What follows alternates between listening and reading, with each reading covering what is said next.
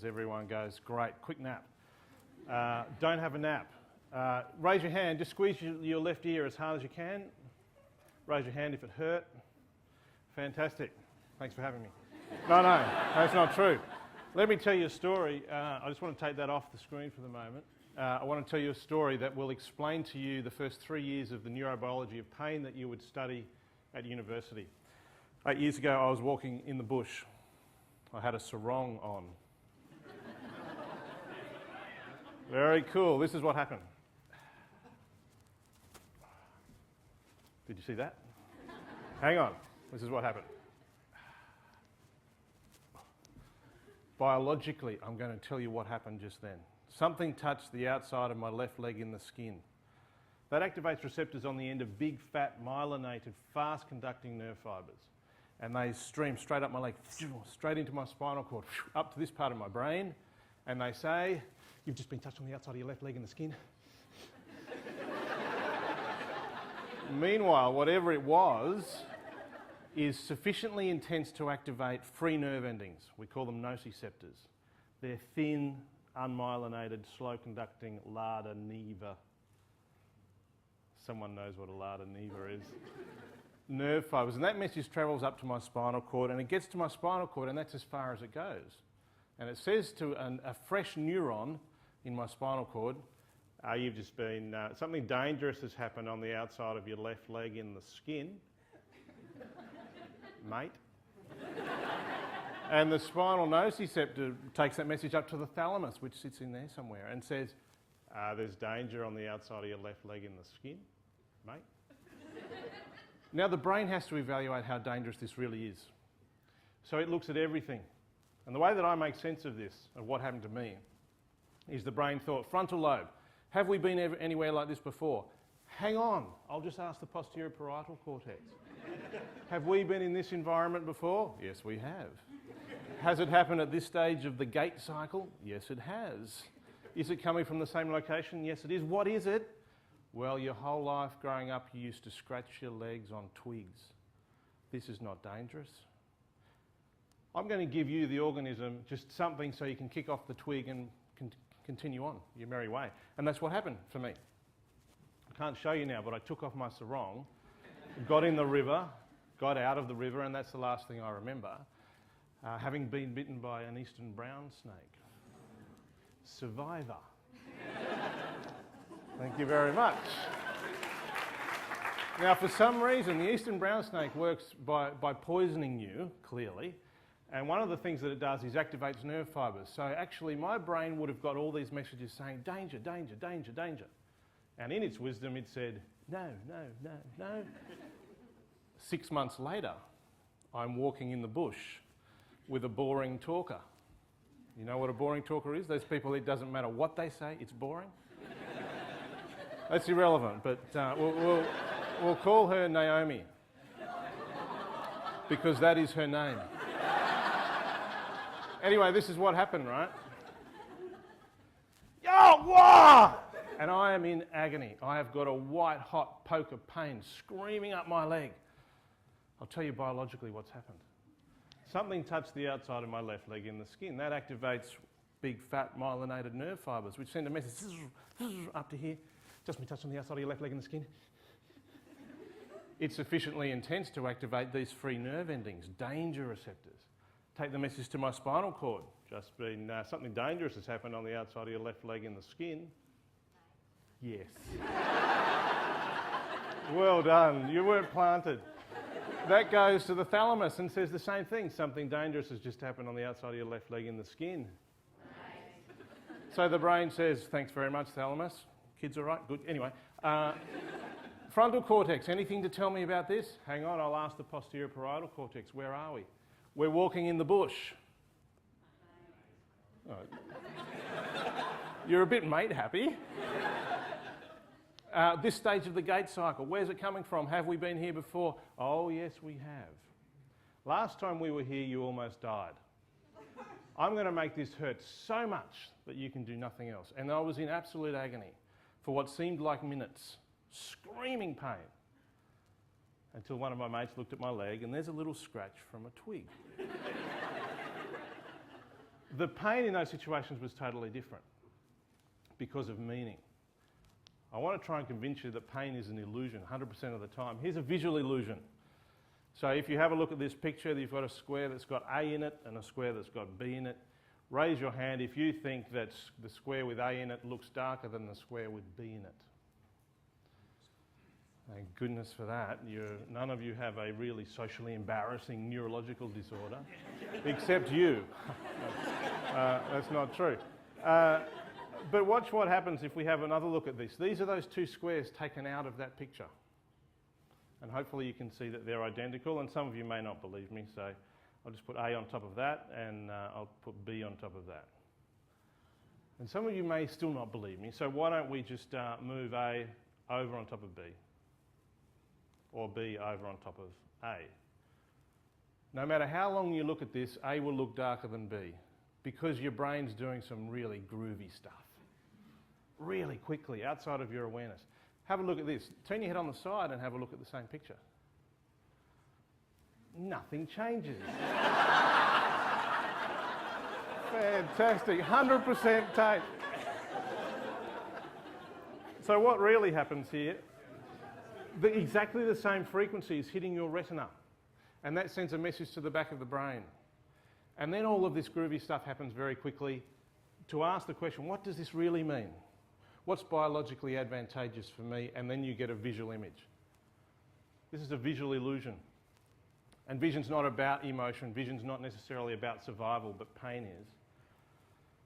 Now, some of you might not know if you're not medically trained, but what's happening at this guy's leg, right leg, that's not right. It's a dangerous situation, and that danger message arrives at the brain, and the brain has to ask exactly the same question. What does this mean? What should be done here? And hopefully the orchestra in this person's brain will make your leg hurt. In the work that I've been doing for a long time, we're trying our best to work out how do we convince people in pain that we understand they're in pain, but it's not just about the tissues of their body. How do we convince them of that? And a key conceptual shift that we think is really important is that you can understand that pain is the end result. Pain's an output of the brain designed to protect you. It's not something that comes from the tissues of your body. There's nothing there. We show patients a really sharp knife and we say, this knife is sharp, yeah? Yeah. And it might be a bit cold, yeah? And it's hard, it's got all those properties. Is this knife painful as it sits out there? No, it's not. That knife does not have the properties of pain. And when you stick it into their belly, we do this regularly, straight through. The belly doesn't adopt the property of pain. The brain has to do some very rapid and groovy things to project this illusion that pain exists there. 100% of the time, pain is a construct of the brain. We can mess with pain really easily without touching the tissues. This is an experiment we did a while ago where we got supposedly normal, healthy volunteers. They're not normal people because they're volunteering for a pain experiment. But let's say they're reasonably normal, right? And we put a very cold piece of metal on the back of their hand. And we just show them one of two lights. One light is red and one light is blue. We don't tell them anything about the lights, we just show them the light. I see that hand. And we ask them, how much does it hurt? And if they see the red light, it hurts more than if they see the blue light. The stimulus is exactly the same. What's different is the meaning of the stimulus. Now there's a cue that says this is really hot because red means hot. So the sensible brain, the clever brain, should say, well, I really don't want you to do it. So I'm going to make it really hurt. These people in the States are allowed to get their psychology students to participate in experiments in exchange for credit points or sex or something. Anyway, they put their head inside what they think is a stimulator for their head, and they make sure that the subject can see the intensity knob. And as they turn up the intensity knob, this picture, the little figure there showing the lines going up at a steady rate, that's their reported head pain, and it matches the intensity knob. But the stimulator's doing nothing. It's just one of those old-fashioned plastic hair dryers that doesn't do anything. Yeah, you know those things? Yeah, you probably use one. Yeah. The trick is that they have to see the intensity knob. And I always think it'd be fun to do an experiment based on that Spinal Tap film where the intensity knob goes up to 11. Remember that film? What's really important from a clinical perspective, and I'm a clinical neuroscientist and I see patients in pain, any piece of credible evidence that they're in danger should change their pain. And they're all walking into hospital departments with models like this on the desk. What does your brain say when it sees a disc that's slipped so far out it's sitting on its own? If you've ever seen a disc in a cadaver, you can't slip the suckers. They're immobile. You can't slip a disc. But that's our language, and it messes with your brain. It cannot not mess with your brain. We can even modulate the location of pain. We can do some groovy things. It's quite well established that referred pain gives you pain in an area of your body that might be physiologically normal. And most of you would have heard of referred pain. Bless you. We do experiments where we give you pain in an artificial limb. It's not even yours. This is Meng, who was a postdoc in my lab in Oxford in the UK, and we stole a prosthetic limb, which is a whole other story, which is really funny, but I won't tell it to you. And we can do this manipulation so that you start to feel like the plastic limb in front of you is yours. And we can make the rubber hand hurt. And we can bring in a knife and run the knife across the rubber hand, and you have your brain responses to protect that rubber hand. You're feeling pain in a lump of plastic, effectively. Here's a groovy experiment where we take two Microsoft clip art people and we put a webcam on the forehead of one of them and a set of virtual reality glasses on the other one.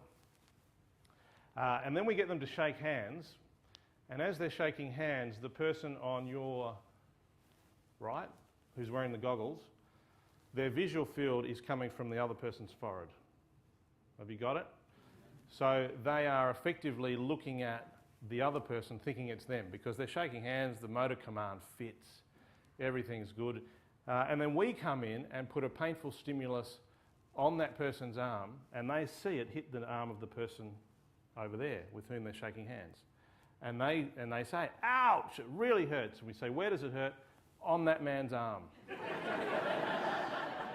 And they get it right every time. They point exactly where it is, but if you're an outside taking a photo of that, they're literally, we've got the painful stimulus here, and they're saying, it hurts there. So the brain is not only producing pain, it's projecting it to this location in midair. We can mess with that. This all becomes really important when pain persists, because two things happen when pain persists that make the life of someone in pain really difficult, that cost our country $40 billion a year, cost Australia more than cancer, cardiovascular disease and diabetes combined. Thanks for that facial expression. I wanted someone to go. This is the problem, that if we keep running the neurons, the brain cells that produce pain, they get better at producing pain. They become more and more sensitive, so we need a smaller and smaller influence. The illusion, if you like, in increasing sensitivity becomes very unhelpful. It's trying to protect you from something that's not needing protection. It's very real. The other thing that happens is that all of these networks lose their capacity to be specific and precise. So the pain spreads. The pain changes its quality. Ultimately, it's not even informative. It's both unhelpful and uninformative. Maybe the next TED Talk ever is the really important question, what do we do about it? Who knows? But no, we do know. That's what we're really researching, but that's the end of my 18 minutes. Thank you very much for having me. It was cool.